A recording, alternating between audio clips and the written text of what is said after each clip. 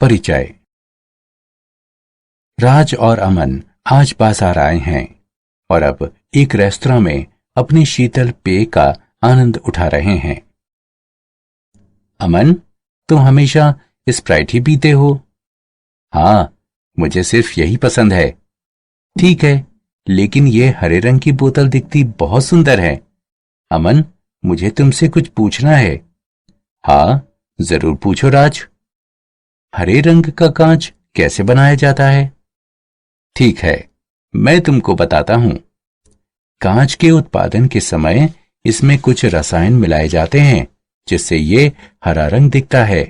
कांच को हरा रंग प्रदान करने के लिए यूरेनियम के लवणों का उपयोग किया जाता है। ये तो ठीक है, किंतु ये यूरेनियम क्या होता है?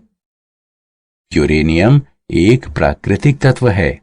ये आवर्त सारणी में F ब्लॉक तत्वों का एक सदस्य है। ठीक है, इसके बारे में मैं और अधिक जानना चाहता हूं। इसके बारे में अधिक जानकारी के लिए आपको D और F ब्लॉक के तत्वों को समझना होगा। छात्रों, आज हम D और F ब्लॉक के तत्वों के बारे में अध्ययन करेंगे। उद्देश्य। इस पाठ के अंत में आप निम्न करने में सक्षम हो जाएंगे। वर्ग 17 के तत्वों को परिभाषित करना। वर्ग 17 के तत्वों के भौतिक तथा रासायनिक गुणों की व्याख्या करना। वर्ग 17 के तत्वों के हैलाइडों और ऑक्साइडों का वर्णन करना। फ्लोरीन के असामान्य गुणों का विश्लेषण करना। क्लोरीन के निर्माण और इसके गुणों की व्याख्या करना। अंतरा हैलोजन यौगिकों के बारे में जानना। वर्ग 18 के तत्वों को परिभाषित करना। वर्ग 18 के तत्वों के भौतिक तथा रासायनिक गुणों की व्याख्या करना। डी ब्लॉक तत्व, संक्रमण तत्व। डी ब्लॉक तत्व वे तत्व हैं जिनमें अंतिम इलेक्ट्रॉन उपांतिम कोश के डी उपकोश में प्रवेश करता है। आवर्त सारणी के डी ब्लॉक तत्वों को संक्रमण तत्व भी कहा जाता है क्योंकि वे एस और पी ब्लॉक तत्वों के मध्य स्थित होते हैं। इन तत्वों में वे गुण पाए जाते हैं जो एस और बी ब्लॉक तत्वों के बीच संक्रमणीय होते हैं। वे तत्व जिनके परमाणुओं में आंशिक भरित डी कक्षक होती है उन्हें संक्रमण तत्व के रूप में परिभाषित कर सकते हैं। संक्रमण तत्व की 4 श्रेणियां हैं जो वर्ग 3 से लेकर वर्ग 12 के बीच फैली हैं। इन तत्वों का साधारण इलेक्ट्रॉनिक विन्यास निम्न है। इलेक्ट्रॉनिक विन्यास। संक्रमण तत्वों में उपांतिम कोश के डी कक्षक उत्तरोत्तर भरे हुए होते हैं। संक्रमण श्रेणियां 3 हैं। ये इस प्रकार हैं। पहली संक्रमण श्रेणी में 3 डी कक्षकों का भराव शामिल है।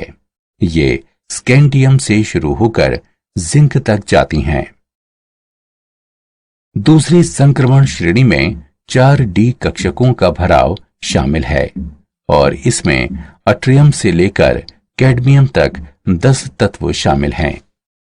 तीसरी संक्रमण श्रेणी में 5 डी कक्षकों का भराव शामिल है।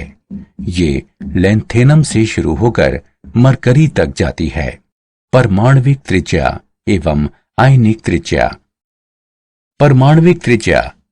एक आवर्त में संक्रमण तत्वों की परमाणविक त्रिज्या एस ब्लॉक तत्वों से छोटी और पी ब्लॉक तत्वों से बड़ी होती है। एक श्रेणी में परमाणविक त्रिज्या प्रारंभ में घटती जाती है और 11वें वर्ग तक निकट स्थिरता दर्शाते हुए अनियमितता से बदलती रहती है और उसके बाद 12वें वर्ग में बढ़ जाती है।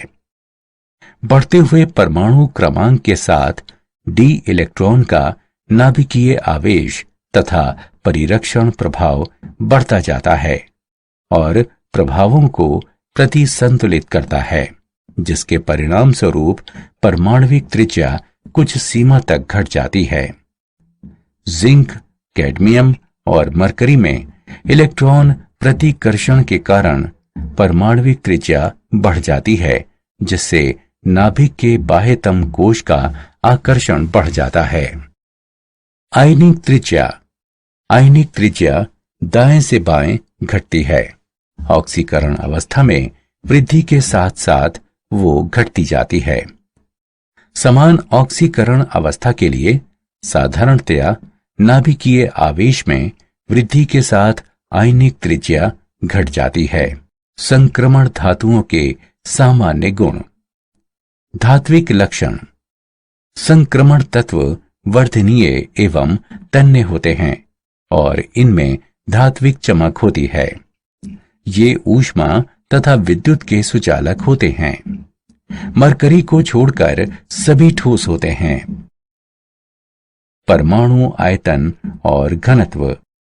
इनका परमाणु आयतन निम्न और घनत्व उच्च होता है। गलनांक और क्वथनांक ये धात्विक आबंधों की प्रबलता से सीधे संबंधित होते हैं, जो क्रमशः अयुग्लित इलेक्ट्रॉन की संख्या पर निर्भर करते हैं। ये आवर्त में सबसे ऊपर तक जाते हैं और उसके बाद घट जाते हैं। ये एक वर्ग में बढ़ते हैं। टंगस्टन धातु का क्वथनांक सबसे अधिक होता है। टंगस्टन में निकटतम परमाणुओं के डी अतिव्यापन के कारण आंशिक भरे हुए डी कक्षक अतिरिक्त सह संयोजक बंध बनाते हैं। आयनन ऊर्जा। संक्रमण तत्वों की आयनन ऊर्जाएं एस ब्लॉक तत्वों की ऊर्जा से उच्च, लेकिन पी ब्लॉक तत्वों की ऊर्जा से कम होती हैं। किसी विशिष्ट संक्रमण श्रेणी में बाएं से दाहिनी तरफ आयनन ऊर्जा में क्रमिक वृद्धि पाई जाती है। मुख्य रूप से नाभिकीय आवेश में वृद्धि के कारण आयनन ऊर्जा में वृद्धि होती है। 3D और 4D संक्रमण तत्वों की तुलना में 5D संक्रमण तत्वों में उच्च आयनन ऊर्जा होती है। 4F के इलेक्ट्रॉन द्वारा नाभिक के अप्रभावित परिरक्षण के कारण इन तत्वों में अधिक प्रभावी नाभिकीय आवेश की वजह से ऐसा होता है। ऑक्सीकरण अवस्था। श्रेणी के प्रथम और अंतिम तत्वों को छोड़कर शेष सभी संक्रमण तत्व परिवर्तनीय ऑक्सीकरण अवस्थाएं दर्शाते हैं। प्रथम श्रेणी द्वारा दर्शाई गई अधिकतम ऑक्सीकरण अवस्था स्कैंडियम से मैग्नीज तक बढ़ती है और फिर घटती है। प्रथम श्रेणी की सामान्य ऑक्सीकरण अवस्था +3 है। +2 और +3 निम्न स्तरों में संक्रमण तत्वों के यौगिक अधिकतर आयनिक होते हैं और उच्च ऑक्सीकरण अवस्थाओं के वे सह संयोजक होते हैं। उदाहरणार्थ ZnCl2 और CdCl2 स्वभाव से आयनिक है और Cr2 O7 2 ऋणायन एवं MnO 4 ऋणायन स्वभाव से सह संयोजक है। फ्लोरीन और ऑक्सीजन मिश्रित संक्रमण धातु फ्लोरीन और ऑक्सीजन के उच्च ऋण विद्युती स्वभाव के कारण उच्च ऑक्सीकरण अवस्था दर्शाते हैं। मानक इलेक्ट्रोड विभव। इलेक्ट्रोड विभव एक धातु इलेक्ट्रोड पर उत्पन्न विद्युत विभव है, जो तब उत्पन्न होता है जब ये इलेक्ट्रोड से इलेक्ट्रॉन ग्रहण करके अपने आयनों के विलयन के साथ साम्य अवस्था में होता है। आयनन एंथैल्पी ऊर्ध्वपातन ऊर्जा तथा जल योजन ऊर्जा में अनियमित परिवर्तन के कारण इलेक्ट्रोड विभव में अनियमित परिवर्तन होता है। पूरी श्रेणी में E0 का मान बाएं से दाएं घटता जाता है। Mn2+ एवं Zn2+ तथा Ni2+ जलयोजन की उच्च ऋणात्मक एंथैल्पी की स्थिति में उनके अपूर्ण भरित या पूर्ण भरित 3D कक्षकों के कारण मैग्नीज, निकेल और जिंक के मान अपेक्षित मानों से अधिक होते हैं। अपचायक गुणधर्म। प्रथम संक्रमण श्रेणी के धातुओं का मानक इलेक्ट्रोड विभव प्रायः उच्च होता है, इसलिए वे अपने आयनों से आसानी से ऑक्सीकृत हो जाते हैं। इसलिए उन्हें अच्छा अपचायक होना चाहिए, लेकिन वे नहीं हैं क्योंकि उनकी वाष्पीकरण ऊष्मा आयनन विभव उच्च होता है और जलयोजन ऊष्मा निम्न होती है। चूंकि तांबे का ऑक्सीकरण विभव ऋणात्मक है, इसलिए उसकी Cu2+ आयनों में बदलने की प्रवृत्ति कम होती है और ये अम्ल विलयनों से H+ आयन मुक्त नहीं करता। चुंबकीय गुणधर्म।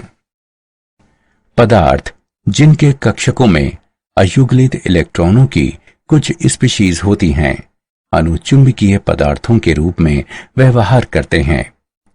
संक्रमण धातु आयन में सामान्यतः एक या अधिक अयुग्लित इलेक्ट्रॉन होते हैं और इसलिए उनके संकुल यौगिक अनुचुंबकीय होते हैं। अयुग्लित इलेक्ट्रॉन की संख्या में वृद्धि के साथ अनुचुंबकीय गुण में भी वृद्धि होती है। इसे चुंबकीय आघूर्ण के रूप में व्यक्त किया जाता है। प्रथम संक्रमण श्रेणी के तत्वों के चुंबकीय आघूर्ण की गणना अयुग्लित इलेक्ट्रॉनों के साथ प्रचक्रण मात्र सूत्र द्वारा की जा सकती है। संकुल यौगिकों का बनना। संक्रमण तत्वों में लुईस क्षारकों के साथ समन्वय संकुल बनाने की तीव्र प्रवृत्ति होती है। इन वर्गों को लिगंड कहा जाता है। एक लिगंड सामान्यतः एक तटस्थ अणु या एक ऋणायन होता है। उदाहरणार्थ FeCN6 4 ऋणायन, NiCN4 2 ऋणायन और PtCl4 2 ऋणायन। संक्रमण धातुओं की संकुल यौगिक बनाने की अधिक क्षमता निम्न तथ्यों के कारण है। वे छोटे आकार के होते हैं। वे उच्च आवेशित आयन होते हैं। लिगंड द्वारा प्रदान किए गए एकल इलेक्ट्रॉन युग्म को स्वीकार करने के लिए उनके पास रिक्त निम्न ऊर्जा वाले कक्षक होते हैं।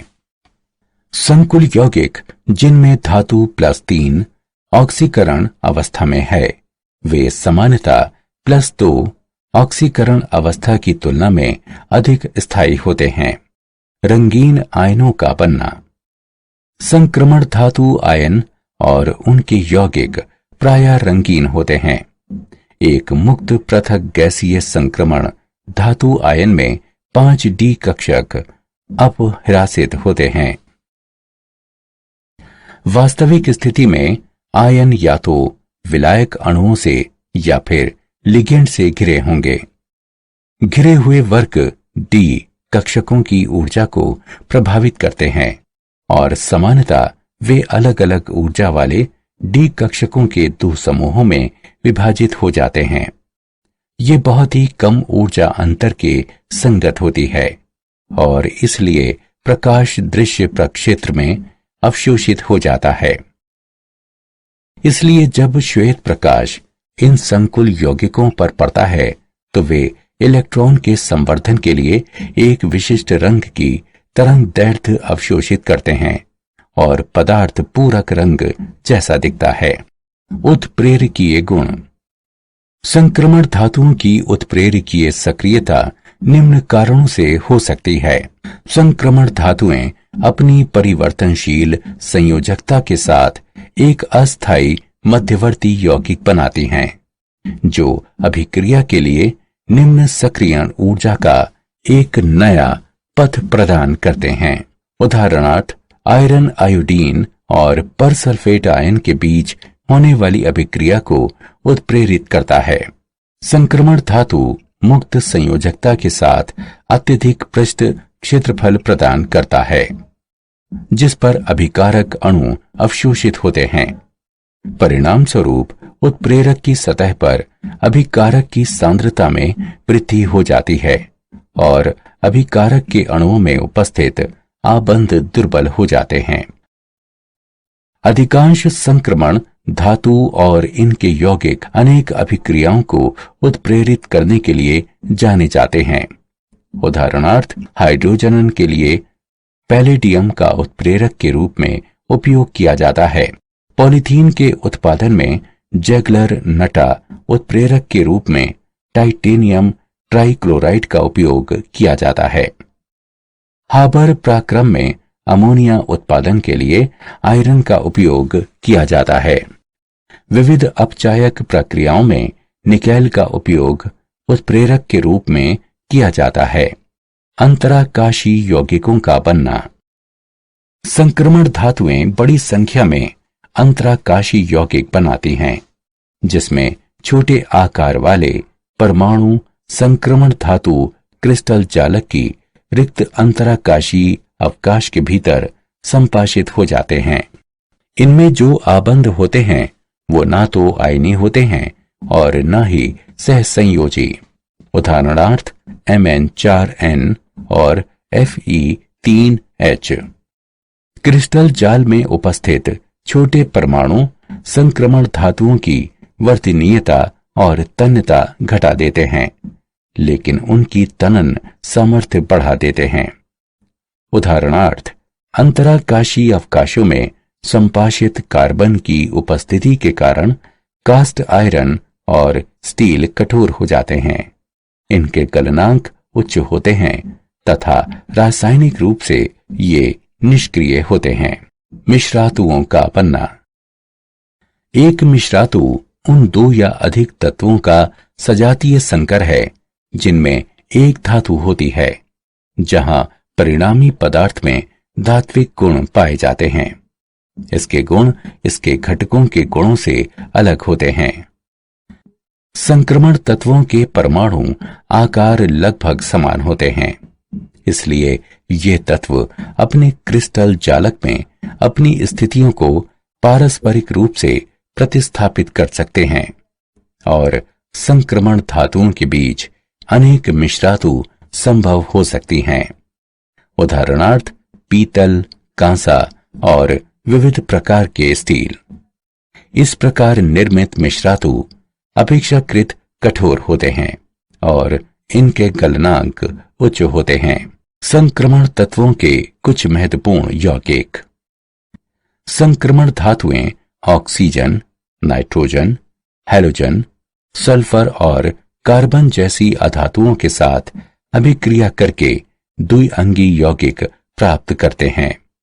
इनमें से कुछ यौगिक औद्योगिक अनुप्रयोगों के लिए महत्वपूर्ण होते हैं। प्रथम संक्रमण श्रेणी की धातुएं विविध ऑक्साइड बनाती हैं, जिनमें धातुएं अलग अलग ऑक्सीकरण अवस्थाओं में उपस्थित होती हैं। ये ऑक्साइड स्वभाव में अम्लीय, क्षारीय अथवा उभयधर्मी हो सकते हैं। स्थायी ऑक्साइडों को मोटे प्रकार से दर्शाया गया है। ए अम्लीय, बी क्षारीय और सी उभयधर्मी ऑक्साइड के स्वभावों को दर्शाते हैं। ये ऑक्साइड प्रायः उच्च ताप पर संक्रमण धातुओं को ऑक्सीजन के साथ गर्म करके बनाए जाते हैं। जब धातु निम्न ऑक्सीकरण अवस्था पर होती है तब ऑक्साइड स्वभाव से क्षारीय होते हैं, और जब धातु उच्च ऑक्सीकरण अवस्था पर होती है तब ऑक्साइड स्वभाव से अम्लीय होते हैं। जब धातु मध्यवर्ती ऑक्सीकरण अवस्था पर होती है तब ऑक्साइड सामान्यतः उभयधर्मी होते हैं। किसी भी संक्रमण धातु के ऑक्साइडों में उच्चतम ऑक्सीकरण अवस्था इनकी वर्ग संख्या के समान होती है।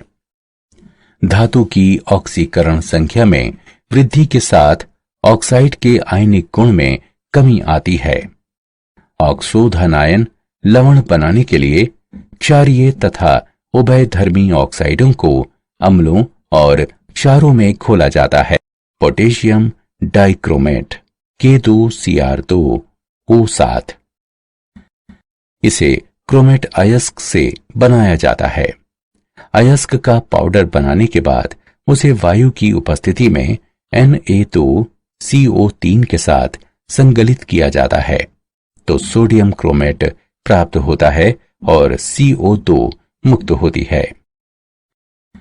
उसके बाद संकलित द्रव्यमान को जल से छान लिया जाता है, क्योंकि सोडियम क्रोमेट जल में घुलनशील होता है, इसलिए ये विलयन में चला जाता है और Fe2O3 शेष रह जाता है। सोडियम क्रोमेट विलयन को सल्फ्यूरिक अम्ल के साथ संसाधित करने से सोडियम क्रोमेट सोडियम डाइक्रोमेट में परिवर्तन हो जाता है। सोडियम सल्फेट कम घुलनशील होता है, इसलिए इसे डेकाहाइड्रेट के रूप में क्रिस्टलित करके निस्यंदन द्वारा हटा दिया जाता है। सोडियम डाइक्रोमेट का विलयन पोटेशियम क्लोराइड की निश्चित मात्रा के साथ गर्म किया जाता है, क्योंकि पोटेशियम डाइक्रोमेट सोडियम लवण की तुलना में बहुत कम घुलनशील होता है, इसलिए ठंडा करने पर इसके नारंगी रंग के क्रिस्टल क्रिस्टलीकृत हो जाते हैं।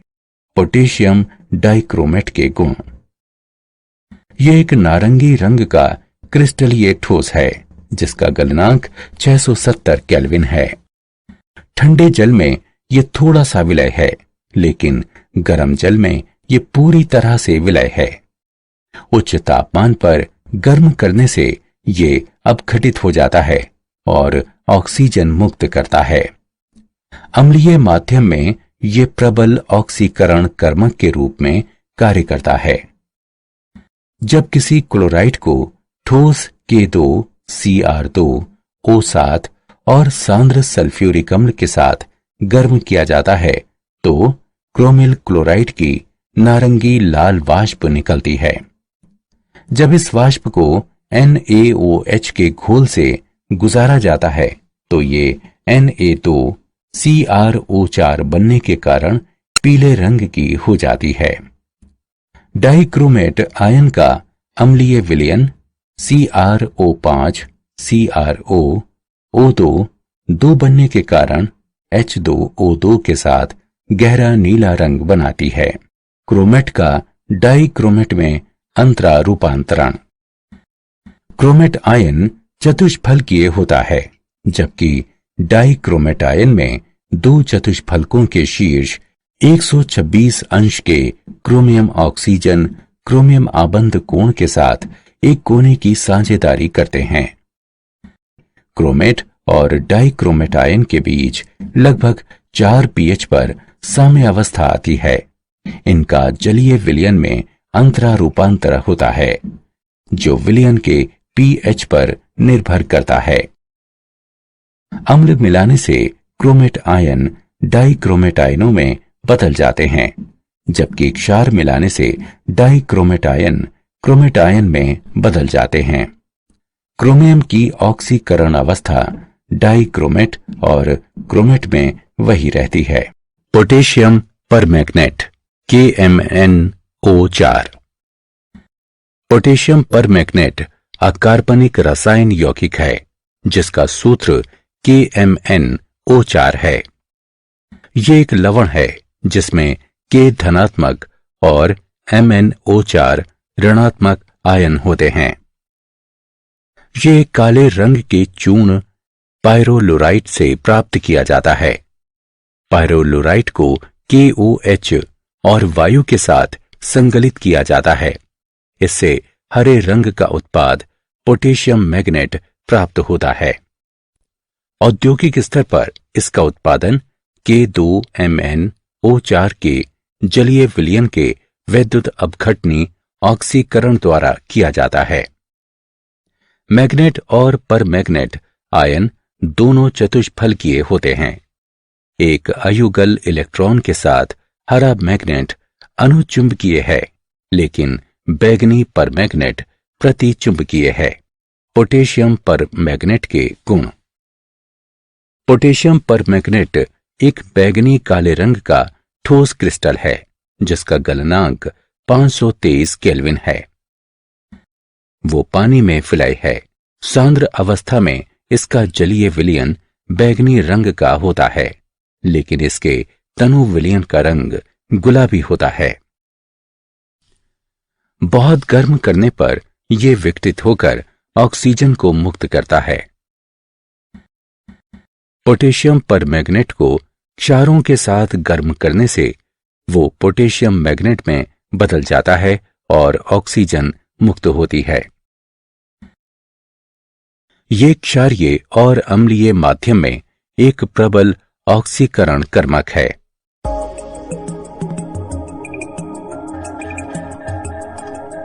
पोटेशियम परमैंगनेट के उपयोग।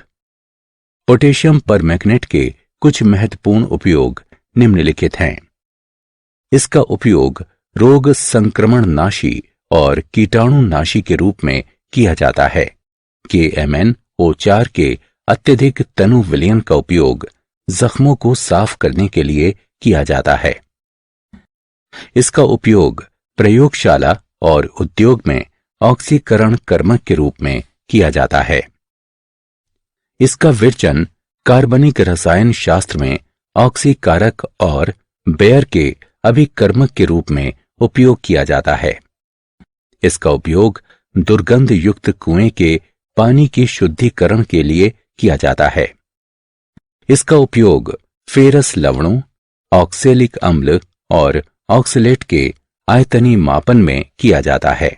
F ब्लॉक तत्व, आंतर संक्रमण तत्व। F ब्लॉक तत्वों में अंतिम इलेक्ट्रॉन उपांत्य पूर्व ऊर्जा स्तर अर्थात N-2 F कक्षक में प्रवेश करता है, जहां N 6 या 7 हो सकता है। इस अंतिम इलेक्ट्रॉन को विभेदीय इलेक्ट्रॉन भी कहा जाता है। इन तत्वों को आंतर संक्रमण तत्व भी कहा जाता है, क्योंकि N-2 F कक्षक उपांतिम कोश के काफी भीतर स्थित होता है।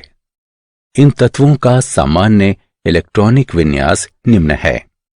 इस आधार पर कि विभेदीय इलेक्ट्रॉन 4F कक्षक में या फिर 5F कक्षक में प्रवेश करता है, आंतर संक्रमण तत्वों की 2 श्रेणियां हैं, लैंथेनॉइड और एक्टिनॉइड। लैंथेनॉइड।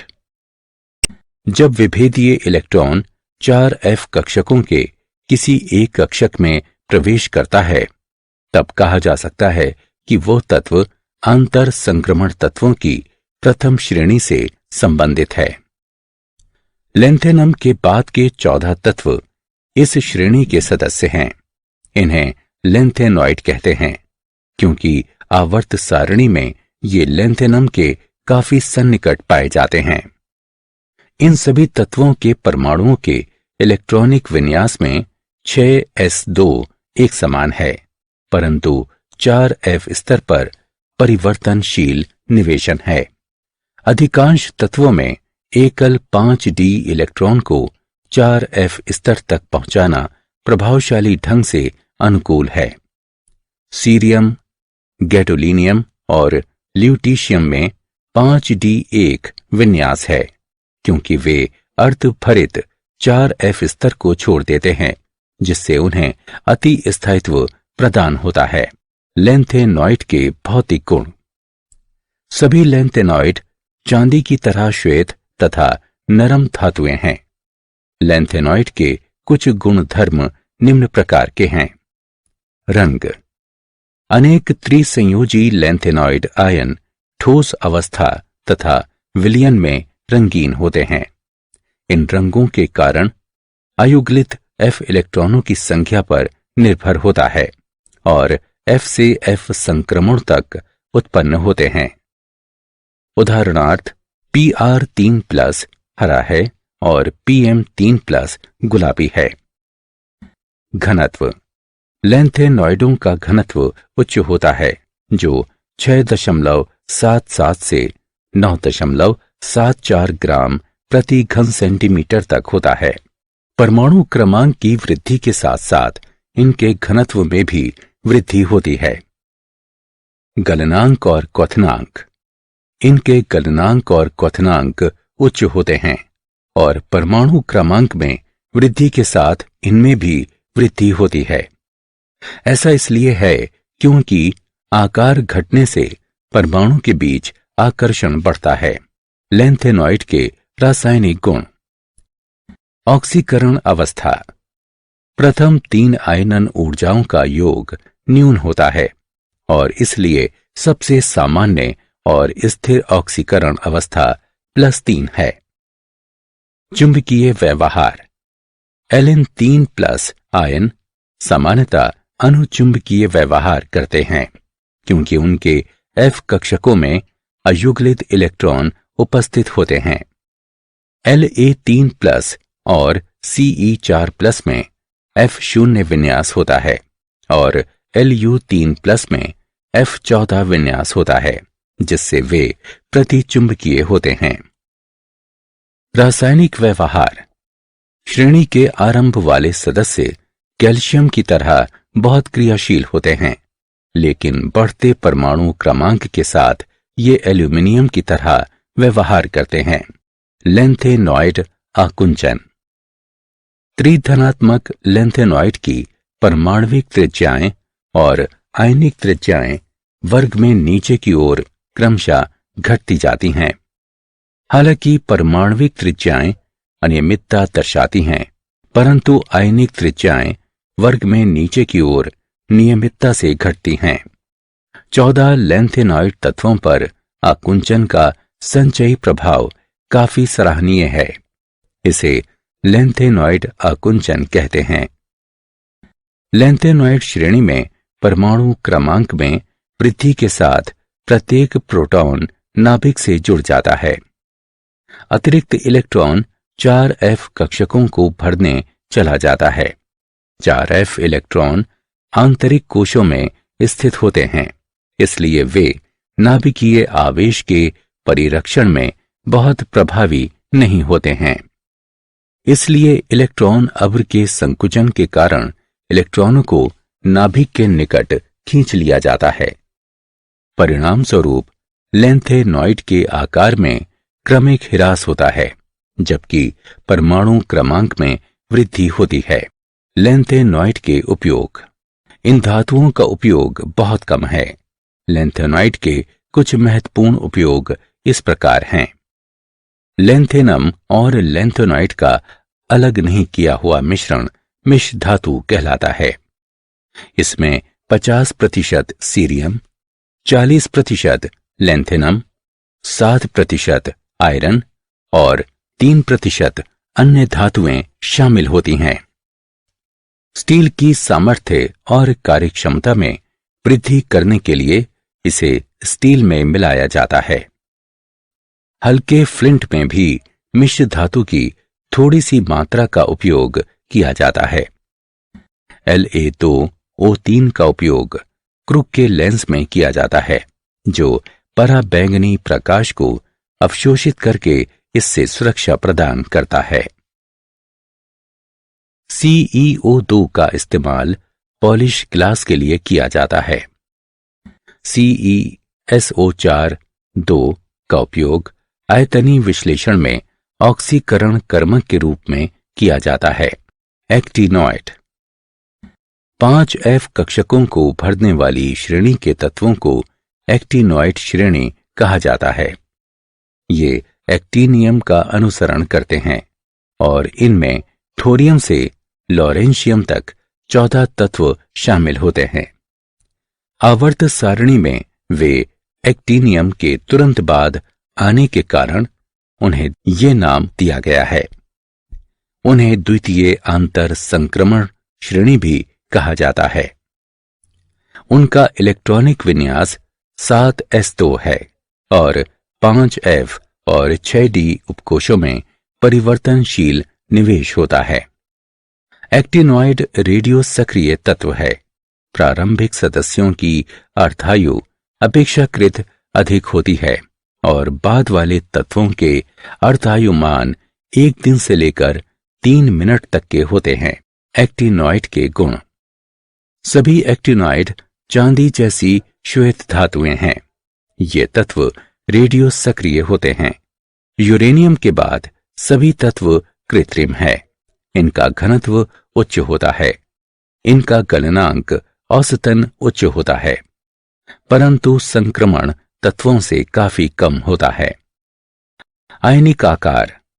F इलेक्ट्रॉनों द्वारा नाभिक के दुर्बल परिरक्षण के कारण आयन का आकार श्रेणी के एक तत्व से दूसरे तत्व तक क्रमिक घटता है।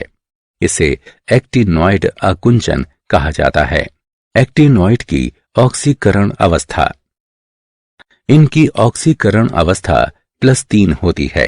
यद्यपि ये अवस्था उनमें हमेशा स्थायी नहीं रहती। प्रथम 4 तत्वों की अत्यधिक स्थायी ऑक्सीकरण अवस्थाएं इस प्रकार हैं: थोरियम +4, प्रोटेक्टिनियम +5, यूरेनियम +6 और नेपटूनियम +5।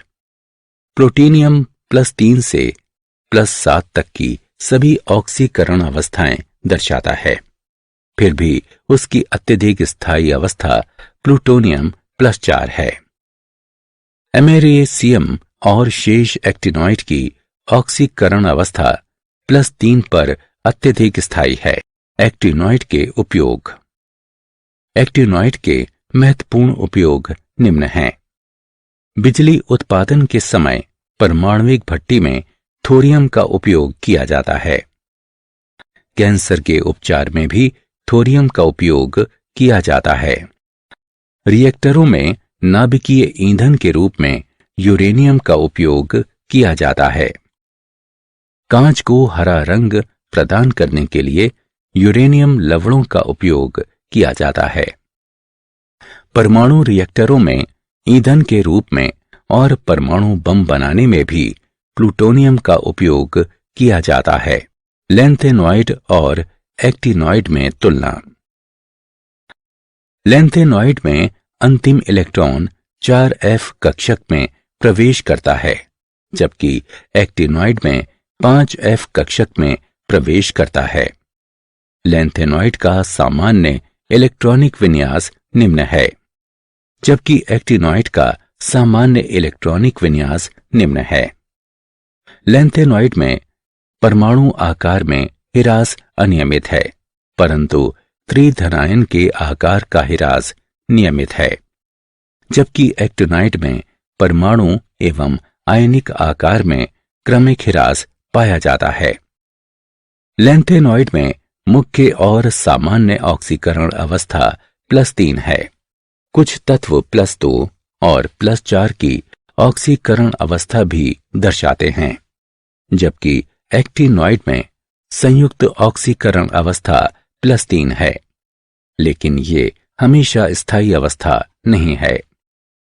लैंथेनॉइड आसानी से संकुल यौगिक नहीं बनाते हैं, जबकि एक्टिनाइडों में संकुल यौगिक बनाने की तीव्र प्रवृत्ति होती है।